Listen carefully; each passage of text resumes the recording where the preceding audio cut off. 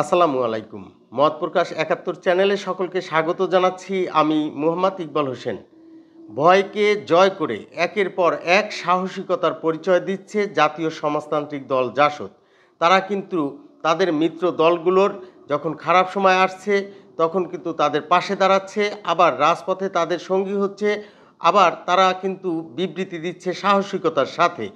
জাসদ কিন্তু এই যে বঙ্গবন্ধু শেখ মুজিবুর রহমান তার যে ৩২ নম্বরের যে ধানমন্ডির যে ৩২ নম্বরের বাড়ি ভাঙচুর করা হয়েছে, সেই ঘটনাকে কিন্তু রাজনৈতিক দল হিসাবে জাসতেই কিন্তু প্রতিবাদ জানিয়েছে, নিন্দা জানিয়েছে, তারা বিবৃতি দিয়েছে।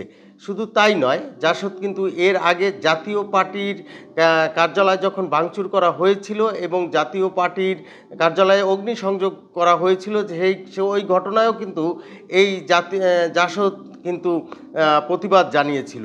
আমরা জাসদ এই সর্বশেষ বঙ্গবন্ধুর বাড়ি ভাঙ্গার বিষয় নিয়ে যে প্রতিবাদ করেছে, সেইখানে কিন্তু তারা যে ভাষা উল্লেখ করেছে তার চুম্বক অংশ হলো যে ধ্বংসযজ্ঞ দিয়ে আবারও প্রমাণ হলো স্বাধীনতা ও মুক্তিযুদ্ধ বিরোধী শক্তি পাকিস্তানপন্থী জঙ্গিবাদীরা রাষ্ট্র ক্ষমতা দখল করে রাষ্ট্রীয় সরকারি মদদে মুক্তিযুদ্ধে তাদের পরাজয়ের প্রতিশোধ নেয়ার জন্যই নিতেই স্বাধীনতা সংগ্রাম ও মুক্তিযুদ্ধের স্মৃতিচিহ্ন স্মারক মুছে ফেলছে।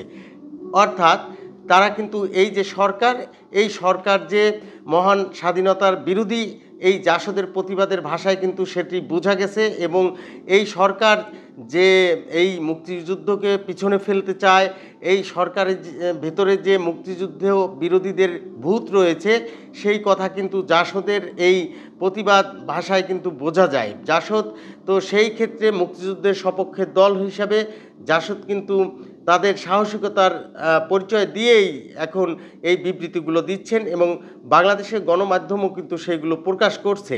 তো সেই দিক থেকে আমরা যদি দেখি যে এই যে যেই ঘটনাটি ঘটেছে, এই জাতির জনক বঙ্গবন্ধু শেখ মুজিবুর রহমানের যে স্মৃতি বিজড়িত যে বাড়ি ভেঙে দেওয়া হয়েছে, এর পেছনে যে সেই জায়গায় কিন্তু রাষ্ট্রের পক্ষ থেকে যে আইনশৃঙ্খলা রক্ষাকারী বাহিনী রয়েছে তারাও বিবৃতি দিয়েছে। তারা বলে যে আমরা ওইখানে ছিলাম, কিন্তু সেই থাকাটা আসলে কোনো এই ভাঙচুরকারীদেরকে বাধা দিয়েছিল কিনা এমন কোনো নজির কিন্তু কেউ দেখেনি। সেনাবাহিনীও এসেছিল, তখন কিন্তু সেনাবাহিনী হাত গুটিয়ে চলে গিয়েছে, আমরা গণমাধ্যমে সেটি দেখেছি। আবার এই পুলিশেরও তেমন কোনো তৎপরতা আমরা দেখিনি। এখন প্রশ্নটা হলো যে যেহেতু এই হামলা হয়েছে, ওই বাড়ি ভাঙচুর হয়েছে, কিন্তু সেইখানে যেহেতু এই অন্তর্বর্তীকালীন সরকার কোনো প্রকার প্রতিরোধের কোনো ব্যবস্থা নেয়নি, তাহলে এই ঘটনা থেকে আর জাসদের এই প্রতিবাদ থেকে কিন্তু বোঝা যাচ্ছে যে সরকার সম্পূর্ণ ব্যর্থ, সরকার দেশের মানুষের জানমালের নিরাপত্তা দিতে ব্যর্থ। এবং এই যে অন্তর্বর্তী সরকার রয়েছে ডক্টর মোহাম্মদ ইউনূসের নেতৃত্বাধীন, এই সরকার একটি ব্যর্থ সরকারে পরিণত হয়েছে, এমনটি কিন্তু এখন সাধারণ মানুষের মুখে মুখে শোনা যাচ্ছে। এখন দেখা যাক যে এই সরকার এই ঘটনা এখন কোন দিকে নিয়ে যায়।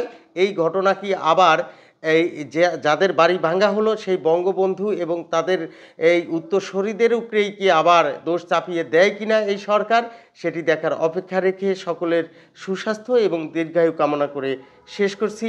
আসসালামু আলাইকুম।